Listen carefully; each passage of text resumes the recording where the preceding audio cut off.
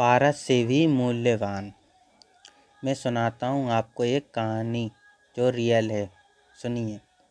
एक व्यक्ति सन्यासी के पास जाकर बोला, बाबा बहुत गरीब हूँ, कुछ दो। सन्यासी ने कहा, मैं अकिचन हूँ, तुम्हें क्या दे सकता हूँ, मेरे पास अब कुछ भी नहीं है। सन्यासी ने उसे बहुत समझाया पर वह नहीं माना। तब बाबा ने कहा, जाओ, नदी के किनारे एक पारस का टुकड़ा है, उसे ले जाओ, मैंने उसे फेंका है, उस टुकड़े से लोहा सोना बनता है। वह दौड़ा दौड़ा नदी के किनारे गया, पारस का टुकड़ा उठा लाया और बाबा को नमस्कार घर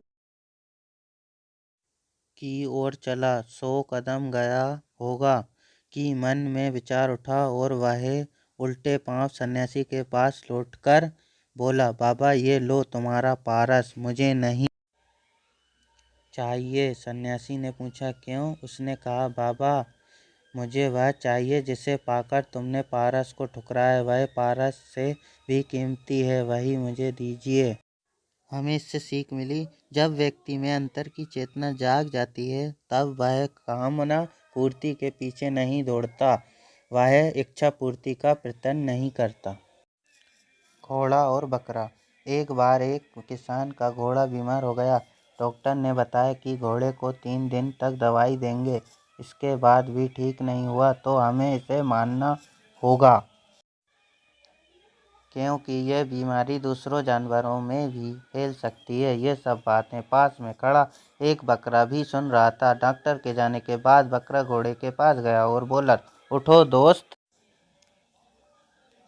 हिम्मत करो, नहीं तो ये तुम्हें मार देंगे।